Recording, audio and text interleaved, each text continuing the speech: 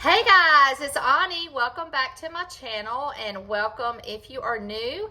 I am going to show you my easy key lime pie recipe that I have found, and I'm going to cook it for you guys. And I'm going to also show you a easy, low carb, low calorie, I guess it's considered a chicken Alfredo lasagna roll up using zucchini. So I was going to show you those two recipes today and just kind of give y'all some new ideas for what to cook when you're needing something sweet or if you need a dinner recipe. So first, let's get the, let's see. Yeah, I need to go ahead and start the Alfredo. So let's get that going. Okay, so I've got this, it's like a slider blade. I'm going to take my zucchini and just slice, and you're going to end up with like a slice like this. And I'm only cooking this for me because my kids will not eat zucchini. But if you want to make it and meal prep it, so I'm getting a few slices here. And since this hardly has any calories, I may put some extra on the top just to get the vegetable. And I don't know why it's cut in the middle of mine out, but let's just keep rolling with it. This is my first time making this, so that'll be a few slices that I'm going to use right there. And then for my chicken, I always have rotisserie or chicken breast that I have cooked in the crock pot, shredded chicken. So that's what we're fixing to mix in with this. Okay, guys, so I measured out 2.5 ounces of the chicken. I'm going to try to make 4 of these, so that's half an ounce of chicken per roll up because they're small. And then I've got my pan here sprayed. So it basically says to take the chicken and put a little bit on each one. So let's kind of get these measured out. It's going to kind of evenly, well, maybe I should start right here on the end. I don't know. We'll learn together. So that's about a half on each roll. And then it says to take 1 tablespoon of the Alfredo sauce, which I always use the Classico. So you're going to top it, each one with a tablespoon. And this is the one I like because it's lower in calories. So I'm just going to put a little bit of that on top of each one.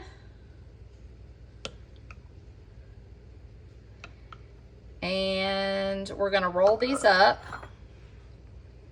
I'm not good at this part, you guys, so I'm not a chef. I've said that before, so don't judge this. All right, there's one. Uh-oh, we may have a problem with these staying together. And then we'll get this second one rolled up. I guess you're going to have to put them in there, and if they unroll, they unroll. Might be easier making like a lasagna, an actual straight away thing.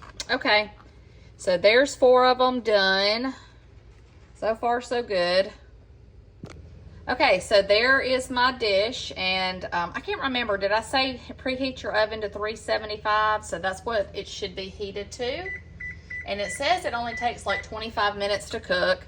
So I'm going to take 1/4 a cup of the sauce and just cover it again on the top. And then the last thing to do, after I add a little bit of my salt, pepper, garlic, because I love that seasoning, is I'm going to do a little bit of my fat-free mozzarella on top. I'm going to probably use the equivalent of 1/4 cup. And then I have some Parmesan, and I'm probably just going to use maybe 2 tablespoons of that on top just for a little extra cheese. And that's it, guys. You throw this in the oven. How come my Parmesan won't open? Hang on. Sorry. Okay, there it is. I'm just going to put just a little bit of this on top, 2 tablespoons worth. That was only really 1, so. Okay, we're going to throw this in the oven and 25 minutes. Okay, guys, there it is, fresh out of the oven. It looks and smells amazing. It does say to let it sit for like 10 minutes. So while that is sitting, I've got a couple of these. I bought these from Publix, these garlic knots. And one of them is 130 calories. So that's all I'm going to have on the side since I don't have pasta. I don't feel guilty eating these. So those take about 10 minutes. So we're going to let that sit while these are cooking. And then I'm going to plate this up and show you guys my supper. Okay, guys, there's my supper. I've got some zucchini I had left over from that one, and I just went ahead and put it in the air fryer. And I've got my garlic knot and my green beans. So that will be my supper. So let me turn you guys around here, and let's take a bite of this and try it out. I just want to see how it tastes. All right, guys, let's give this a test. I've got a little bit of everything. Piping hot. Hang on.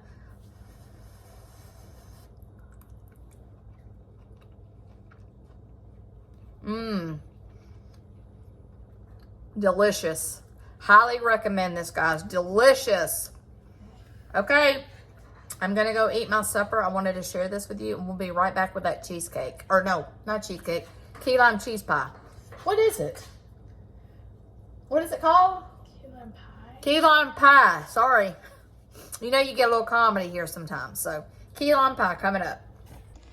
Okay, guys, so for the key lime pie, all you need is either reduced fat, but I ended up getting the whipped cream cheese. You could do either one.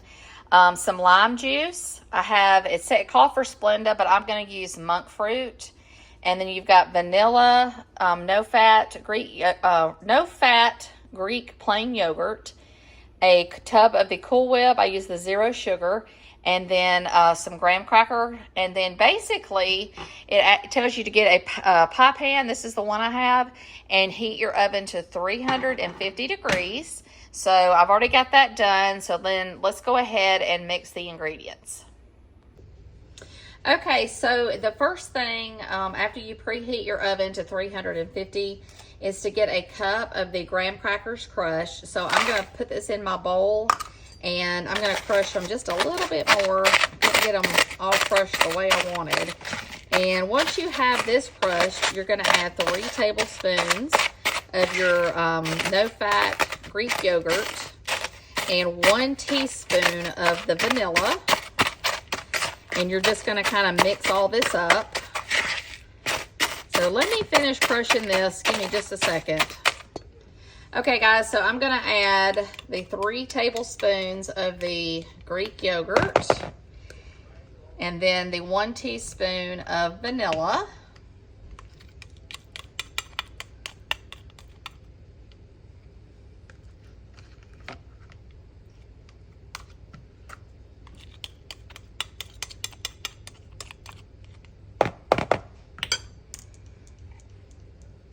Okay, here's my teaspoon of vanilla. And it basically says just mix this really well. So let me get that done. Okay, so you can see I've kind of got this mixed up. And I'm just going to take a few more minutes and make sure all the yogurt is spread out in here to mix in really well. Okay, guys, so I have my pie pan sprayed. So I'm going to dump this in the bottom of the pie pan. And just kind of move it around and just form to fit into the bottom here. And just kind of move it around real thin. Well, there's my oven, so that's a good thing. And we'll just kind of move it around, make this the bottom crust. Okay, so once your crust is in the pie pan, it says to spray the top of it a little bit with some more Pam. And then we're going to stick it in the oven for like 5 minutes just to crisp the crust up. Okay, so now while the crust is in the oven, I'm going to take 6 ounces of my whipped cream cheese. And we're going to put it into the mixing bowl. And then we're going to add 1/4 a cup of lime juice. And you're going to use a hand mixer to get this mixed up gently. So let's get this mixed.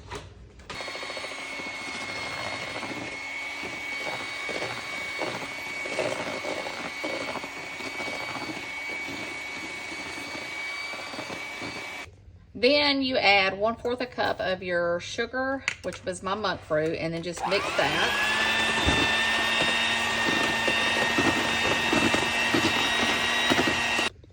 Okay, and after you mix all this, the sugar into that, you take your Cool Whip and just fold it in. And it says on the ingredients to not over stir. So we're just going to kind of gently fold all this in. And I've just pulled the pie crust out of the oven, and it smells amazing. So let me get this gently folded, and we're gonna put that on top of the crust. Okay, so I read that wrong. So I pulled the pie crust out, and it has to cool off. So once it has cooled, I'm gonna give it a few minutes, and then I'm gonna put this on top of the crust. And then it says to cover with plastic wrap and refrigerate for at least 2 hours. So I will be doing that here shortly once the crust has cooled off. And then I'll show you guys how well this turned out. Okay, guys, so the crust is cooled. I put my Cool Whip mixture in. I'm fixing to put some plastic wrap and stick this in the fridge for about 2 hours. And in 2 hours, this will be coming out. We're gonna taste it and see how it really is. Okay, guys, it is key lime pie time. I have let this sit in there for 3 hours. And this is kind of what it looks like. I've already cut a piece out. So I will say, now cutting this out, unless I didn't let it sit long enough, but it's been in there for 3 hours, and I'm not looking for perfection, because I know, you know, we're just eating for health here. We're not really trying to do a pie contest. So it came out more like this because I had to kind of pick pieces up. But that's okay. But let's give it a try and see if this is an alternative to a low-calorie key lime pie.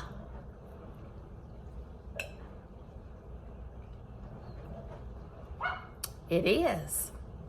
That is good, guys. And according to how tart you like your key lime, like more key limey or just like a dose of it, this is a winner for me. I love this. You get a little bit of that crust. So yeah, this was an easy, very good recipe. And if you want more lime to it, you can add more lime juice. This is perfect for me though. Okay. So we have this as a winner in my book. It's definitely something I'll be eating because my two favorite pies are like the cheesecake and the key lime pie. These are my two weaknesses. So to have alternatives when I get the sweet tooth at home, this is perfect. Yeah, I highly recommend you guys try this. So glad I got to share these recipes with you. And, you know, like I said, we're going to keep moving forward, finding new fun things to eat.